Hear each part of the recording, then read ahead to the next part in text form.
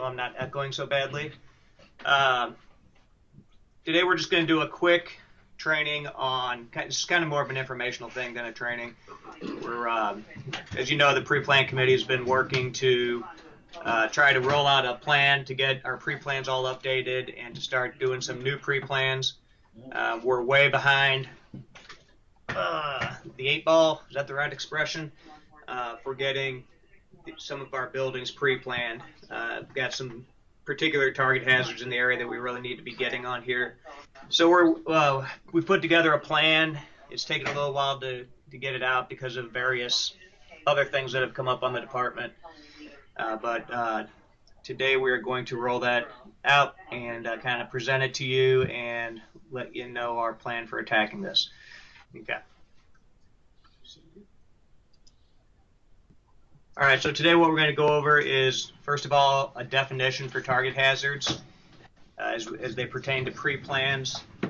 We've got a lot of pre-plans that we've done that don't necessarily fit into a target hazard definition.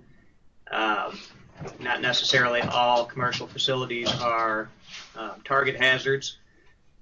So we've come up with a definition that we got from a couple different sources, FPA and can't remember where we got the other one. But we're going to present that, and we're going to talk about our goals and our timeline for the pre-plans, and then we'll answer any questions at the end. So, there's my alarm. Okay.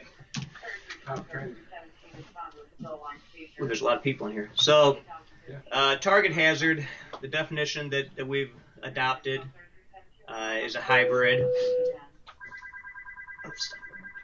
Target hazard is a building or a group of buildings in which, in the event of a fire or other emergency, would pose increased or unusual life safety issues for either the public or the firefighters due to its size, complexity, or specific use, and or is of extraordinary importance to the community's infrastructure. So, stand by, I got to talk to Stuckmeyer for a second. Hello? What's up? Standing by. We won't be. Okay. Can you come get it, or? Yes. Okay. Do you want to? Can you come up here and get it, or? We're in the middle of training. Yeah, that's fine. Go ahead and just come grab it if you need to.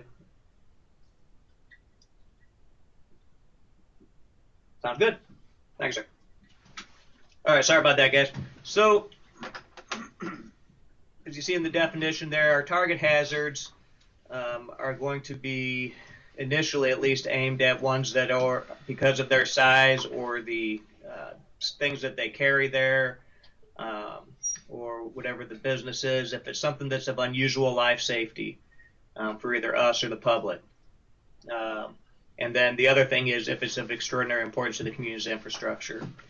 So we're going to start looking at our pre-plans as we go into the future and making new pre-plans, starting with this definition and looking at some of our bigger concerns, Superior Chemical, can plant, some of those things that don't have pre-plans on them, and start getting those things done before we branch out and eventually work into some of the other smaller, less dangerous commercial things in our district.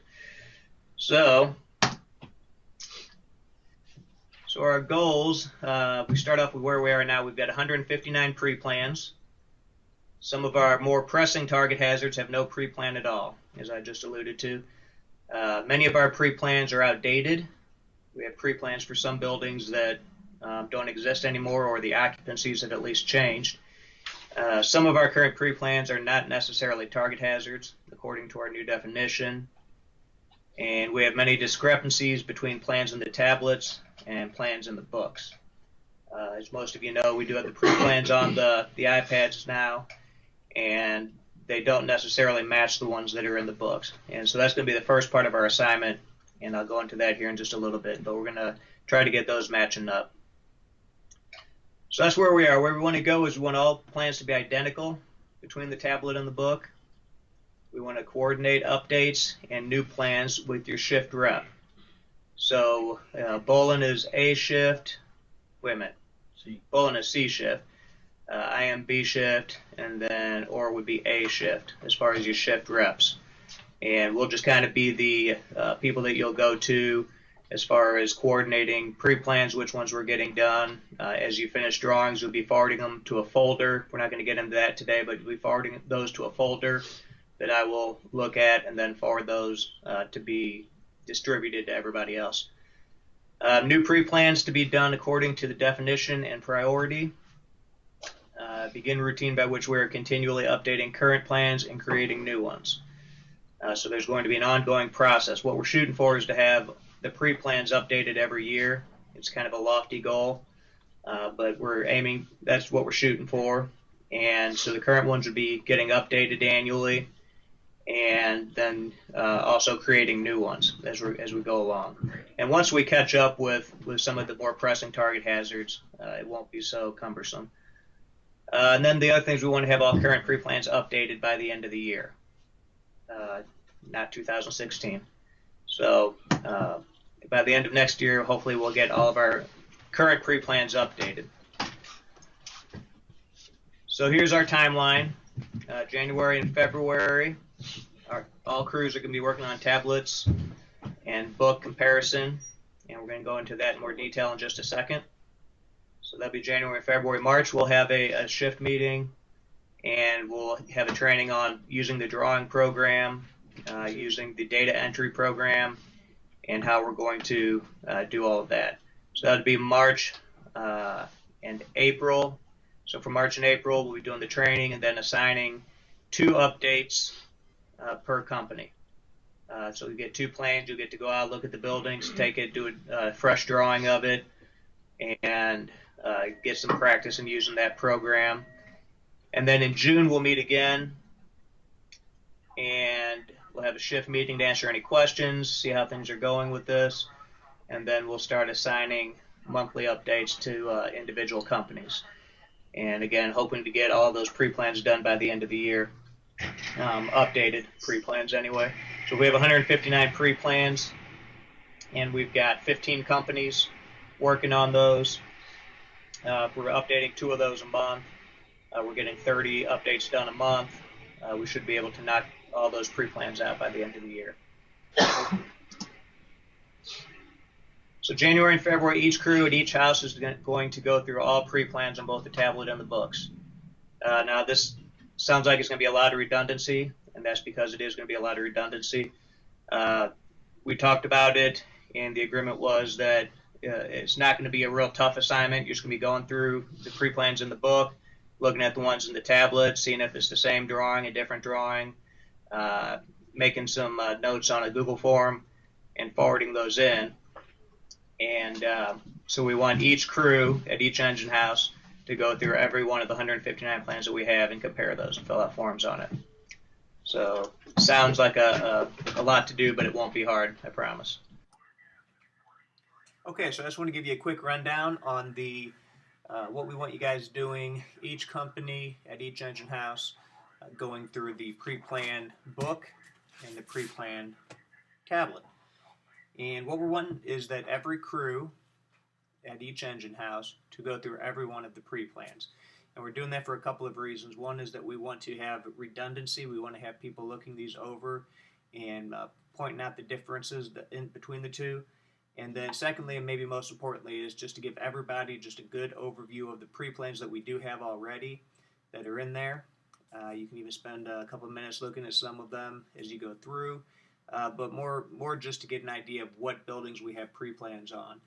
And so what we're going to do is have each crew go through each one of these pre-plans and fill out a sheet. And that sheet will be coming up on the next slide or two in this presentation.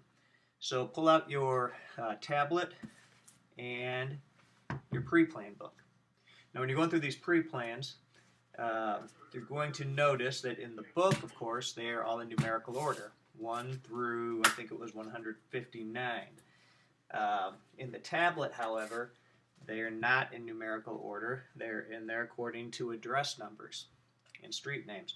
So what you'll want to do, I'll just pull up number 4 here, kind of randomly, And you see that on Preplan 4, the address, if I can get it in there, is 5945 Highway 6167.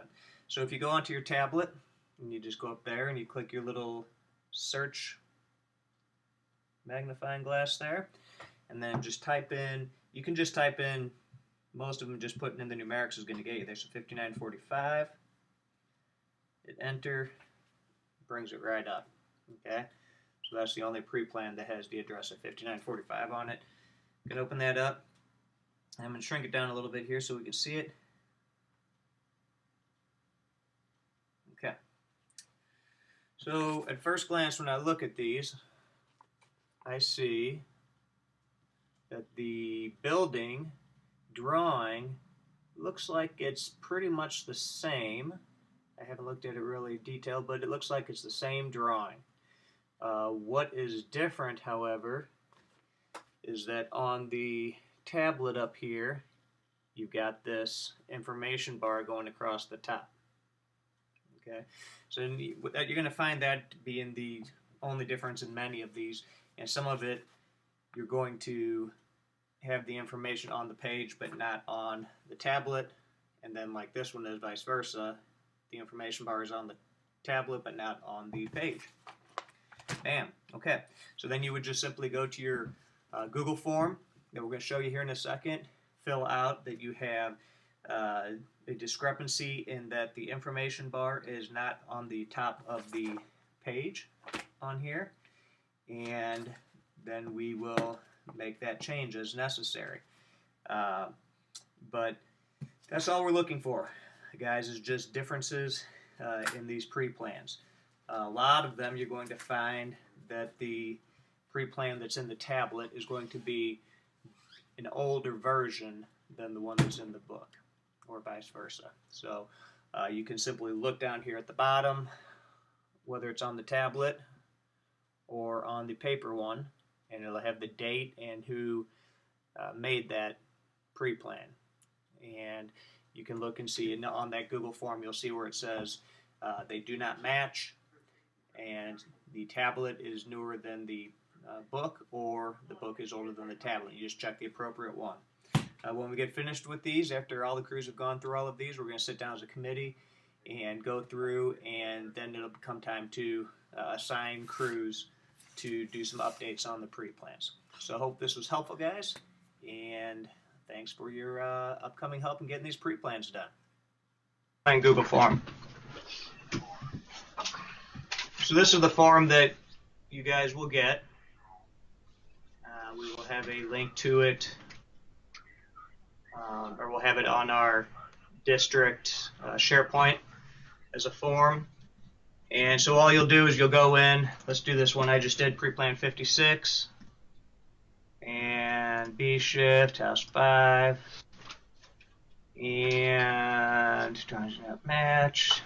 So you got choices of drawings do not match. You got 2 of those, and your choice, you might have a tablet drawing that's newer than the book, or vice versa. So you just check the box that's appropriate. The business no longer exists at this location, so that's 24-hour fitness. Okay, so I would click that.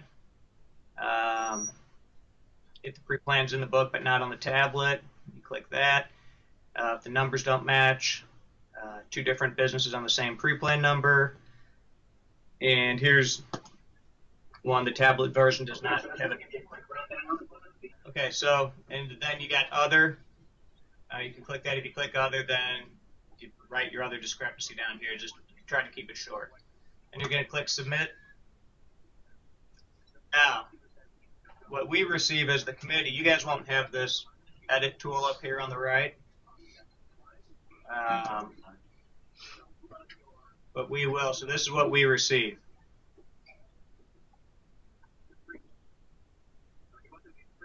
So what we'll see is we'll get this, the responses. So we get cute little pie charts that tell us which crews are doing what percentage of the pre-plans. Show the house numbers, same thing. Then we got the bar graphs, and basically this just gives us a quick overview of what the biggest problems are. All of this is just made up stuff that we've made up doing put the training together. Briefly describe, put your answers down there. But what's the really nice thing for us as the committee is it'll give us our spreadsheet, and we can highlight the pre-plan numbers and put them in numerical order. So when everybody's done, we should have 15 Plan 80s, 15 Plan 81s, and so forth down the line that have been done, and we can see what the problems were and any comments over here. And that's going to help us when we're assigning updates to different companies. We can look and see which ones need to be updated and prioritize them along those lines. So that is the Google form. It's pretty easy to fill out, and you only have to fill those out on ones that have problems. So now I will answer any questions that you guys may have.